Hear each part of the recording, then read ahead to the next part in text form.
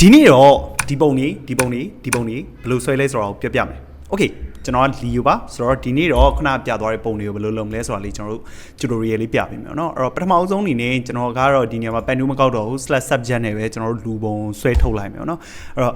/subject နဲ့ဆွဲထုတ်လိုက်တာဖြစ်တဲ့အတွက်တော့နည်းနည်းလူတာလေးရှိရဲအဲ့ဒါလေးတော့လိုက်ပြီးတော့ကျွန်တော်တို့ဒီလိုမျိုးဖြီးပေးရမှာเนาะOkay ဟုတ်ပြီအဲ့တော့ဒီမှာကျွန်တော်ကဒီကောင်လေးနည်းနည်းလေးလိုက်ပြီးတော့မလိုတဲ့ကောင်လေးဖြီးလိုက်မယ်ဖြီးနေတော့ကျွန်တော်ပျောက်သွားတာက quality content လေးပြန်လုပ်ချင်လို့ပြီးတော့social media မှာလည်းမြင်နေရသမျှအကုန်လုံးက60 ပဲဆိုတော့ခဏလေး social media break ထားတာအခုတော့ရပြီပြန်လာပြီပေါ့နော်အဲ့တော့ control J နဲ့ကျွန်တော်တို့ select မှတ်ထားတဲ့ကောင်ကိုပြန်ပြီးတော့ပွားလိုက်မယ်ပြီးတော့ပြီဆိုလို့ရှိရင်တော့ကျွန်တော်တို့ဒီမှာကျွန်တော်တို့ပွားထားတဲ့ကောင်လေး2ခုလောက်တော့ပွားလိုက်ပါတော့ control J လေး2ချက်လောက်နဲ့2ခုလောက်တော့ပွားလိုက်ပေါ့ပြီးတော့ရင်ကျွန်တော်လုပ်တဲ့ပုံစံကတော့ဒါပုံစံတွေမျိုးရှိတယ်ကျွန်တော်လုပ်တဲ့ပုံစံကကျတော့ control T လေးကိုနှိပ်ပြီးတော့ကျွန်တော်ဒီကောင်ကိုဆွဲပြီးတော့ဖြဲထုတ်ပလိုက်တယ်ပေါ့နော်zoom out လေးထွက်ပြီးတော့ကျွန်တော်တော်တော်ကြီးကိုဆွဲဖြဲချပလိုက်မယ် Okay ပြီးသွားပြီဆို enter control 0နဲ့ပြန်သွားမယ်ဒါဆိုရင်ကျွန်တော်လိုချင်တဲ့ပထမ line တစ်ခုရပြီပြီးသွားရင်ကျွန်တော်ကဒီအောက်က6ကိုလည်းတက်လက်ပြန်မှတ်ပြီးတော့ကျွန်တော်ဆွဲထုတ်ဖို့လိုသေးတယ်ဘာဖြစ်လို့လဲဆိုတော့အဲ6ရဲ့ shape ကကျွန်တော်ခုနကလောက်ကြည့်တလောက်ဆိုလို့ရှင်တော့ဒီ6ရဲ့ shape ကတက် control J နဲ့ပွားပြီးဆွဲထုတ်မှာအဆင်ပြေမှာအဲ့တော့6ကို select မှတ်ပြီးတော့ control J နဲ့ကျွန်တော်တို့ထပ်ပြီးတော့ control T လေးနေပြီးဆွဲဖြန့်လိုက်မယ်နော်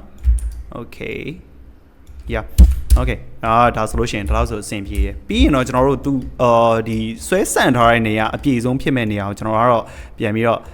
့ဆွဲထုတ်လိုက်မယ်เนาะပြီးသွားရင်တော့ကျွန်တော်တို့ခေါင်းလေးနည်းနည်းကတ်ထားလိုက်မယ်ပြီးရင်အောက်ကိုလည်းအတိုင်းပဲခုန6မှာလည်းကျွန်တော်တို့အပြည့်ဖြစ်မဲ့နေရာမျိုးပေါ့เนาะအခုဒီမှာပြထားသလိုပဲကျွန်တော်ဒါဆိုလို့ရှိရင်ဒီနေရာအပြည့်ဖြစ်မဲ့ဆိုတော့အဲ့နေရာလေးကိုလိုက်ရှာတော့เนาะပြီးသွားရင်တော့ကျွန်တော်ဒီမှာတစ်ခုနဲ့တစ်ခုပြန်ပြီးတော့ထားလိုက်မယ်နည်းနည်းလေးအကုန်လုံးအပြည့်တော့အုပ်နေပုံမိုက်တယ်ဗျအဲ့တော့အပြည့်တော့အုပ်လိုက်နောက်ခုလုံး select မှာ control E နဲ့ပေါင်းမယ်ပြီးရင် control T လေးနှိပ်ပြီးတော့ကျွန်တော်တို့အပေါ်အောက်လေးနည်းနည်းပြန်ပြီးတော့ adjust လုပ်လိုက်အောင်မယ် size လေးနည်းနည်းပြန်ကြီးလိုက်တဲ့သဘောပေါ့နော် Okay အဲ့ပြီးသွားပြီဆိုရင်တော့ layer အနောက်ကိုပို့မယ်ပြီးရင်ကျွန်တော်တို့ control T လေးနဲ့ control လုပ်အောင်မယ် control T နဲ့ control လုပ်တဲ့အချိန်မှာ crop လေးအရင်ဖြတ်လိုက်အဲ့ဒါပို့ပြီးတော့ကျွန်တော်တို့ control လုပ်ရတာပိုလွယ်လိမ့်မယ်ဒါဆိုရင်ကျွန်တော်တို့ဒီအတုံးလိုက်လေးရပြီအဲကောင်မှာ control T ပြီးတော့ control လေးဖြည့်ပြီးတော့ကျွန်တော်တို့ခေါင်းနေရာမှာတစ်ဖက်ထားမယ်ပြီးရင်တော့ control လေးဖြည့်ပြီးတော့ဒီ6နေရာမှာတစ်ဖက်ထားမယ်ပြီးရင်တော့ဒီကောင်ပုံမှန်ဆိုရင်တော့ဟိုဟာလေးသုံးconvert to smart object လေးပြောင်းပြီးမှလုပ်ပေါ့နော်ကျွန်တော်တို့ဒါ smart object ပြောင်းနေတော့ right click ပြီးရင်တော့ warp ဒီ warp ကနည်းနည်းအရေးကြီးတယ် warp လုပ်တဲ့အချိန်မှာကျွန်တော်တို့ကကိုလိုချင်တဲ့ curve line တွေကိုပုံပြန်ဖော်ရမှာဖြစ်တဲ့အတွက်အဲ warp ကတော့နည်းနည်းလေးတေချာလေး detail လေးလုပ်ပြီးပေါ့နော်ဒါဆိုလို့ရှိရင်တော့ကျွန်တော်လိုချင်တဲ့curve line လေးပြန်ပြီးတော့ပုံဖော်နေရပါတော့ okay ရတယ်မိုက်တယ် okay ဒီအောက်လဲအတိုင်းပဲကျွန်တော်တို့ curve line လေးပုံပြန်ဖော်မယ်ဆိုတော့ဒီတိုင်းပဲ /subject နဲ့မှတ်ထားတဲ့ကောင်ဆိုတော့တော်တော်စုပ်တိစုပ်ပဲလေးတွေ့နေရတယ်ဗောနော်အဲ့ဒါလေးပြီးမှ mask လေးနဲ့ပြန်ပြီးတော့ live ဖြတ်တော့မယ် Okay ဟုတ်ပြီကဲ enter control 0ဒါဆိုလို့ရှိရင်တော့ကျွန်တော်လိုချင်တဲ့ speed ပုံစံလေးရပြီဗောနော် Okay အဲ့ဒါပြီးသွားပြီဆိုလို့ရှိရင်ကျွန်တော်ကဒီနေရာမှာ6လောက်လေးနည်းနည်းလေးမသိမသက်ဖြစ်နေတာတော့ mask လေးပဲဖောက်ပြီးတော့ brush ပြန်ပုတ်တော့မယ်လွယ်ပါတယ်ဒီကောင်ကတော်တော်လွယ်တယ်ကျွန်တော်အဲ့ဒါကြောင့် short content လေးအနေနဲ့ကျွန်တော်လုပ်လိုက်တာtutorial လေးပေါ့နော်ဒါအခုမှ Photoshop သုံးတတ်တဲ့သူတွေဆိုလို့ရှိရင်တော့လွယ်တကူပဲ like လုပ်လို့ရတယ်ပေါ့နော် Canva တော့မပြောတတ်ဘူး Okay ဟုတ်ပြီအဲ့ဒါပြီးတော့ရင်တော့ကျွန်တော်ရဲ့ထုံးစံအတိုင်းပဲဒီတိုင်း plane ကမကြည့်တတ်တာနဲ့ကျွန်တော်ဒီမှာနည်းနည်းလေး Torsion band လေးနည်းနည်းလေးပြန်ပြီးတော့ light ထည့်မယ်ပေါ့နော် Torsion band လေးနည်းနည်းကျွန်တော်မောင်ခြင်းတဲ့နေရာလေးဒီပြခြင်းတဲ့နေရာလေးနည်းနည်းလေးပြန်ပြီးတော့ light ထည့်မယ် Okay okay ဟုတ်ပြီ sorry ကိုလင်းချင်တဲ့နေရာလေးနည်းနည်း light ဖွင့်နေပါဗျာ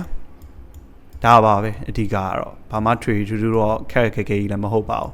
inter မှာ trend ဖြစ်နေအောင်เนาะဒီလိုပုံစံလေးတွေကတော့နိုင်ငံတကာတပ်ပုံစရာတွေကြားထဲမှာလည်းကျွန်တော်မြင်နေရတယ်design မားတွေရဲ့ရှေ့မှာလည်းကျွန်တော်မြင်နေရတော့เนาะပြီးတော့ရင်တော့ထုံးစံတိုင်းပဲ control shift E နဲ့အကုန်ပေါင်းပြီးတော့ finalize color ချိန်မယ် control shift E Okay အဲ့ပြီးတော့ရင်တော့ overall lighting လေးကျွန်တော်တစ်ချက်ထပ်ပြီးတော့ sorry finalize color လေးတစ်ချက်ချိန်ကြည့်မယ်เนาะအယောင်လေးနည်းနည်းဆွဲတင်ပေးလိုက်မယ်ပြီးရင်ကျွန်တော် contrast လေးနည်းနည်းလေးပဲတင်မယ်ပြီးတော့ရင်တော့ clarity ဆွဲတင်မယ်ရပြီပြီးရင် vignette လေးနည်းနည်းလေးထည့်လိုက်မယ်เนาะ effect ထဲမှာ vignette နည်းနည်းထည့်လိုက်မယ် Okay အဲ့ပြီးတော့ရင်တော့ Okay နှိပ်လို့ရပြီပေါ့နော်ဒါတကယ်တမ်းဆိုလို့ရှိရင်တော့နောက်ကကောင်လေး vlog လေးတွေဗာလေးသုံးထားရင်တော့ပိုလှတယ်ဗျအခုဒီကောင်ကတော့နည်းနည်းလေးကြည့်ရတာတမျိုးလေးတော့ဖြစ်နေမှာပေါ့နော်အဲ့တော့ဒါလေးကတော့ tutorial လေးလုပ်ပြပေးတာအဲ့တော့ live try ကြည့်ပါနော် try ကြည့်လို့ပုံထွက်တယ်ဆိုလို့ရှိရင်လည်းကျွန်တော် comment မှာလာပြီးတော့ပြခဲ့ပေါ့ကြည့်အောင်လို့ပေါ့နော် Okay thank you ပါ like လို့မရရရှိရင် comment မှာဒါလာမေးလိုက်ဗျာကျေးဇူးပါနောက်ဗီဒီယိုမှာပြန်တွေ့ပါမယ် see you guys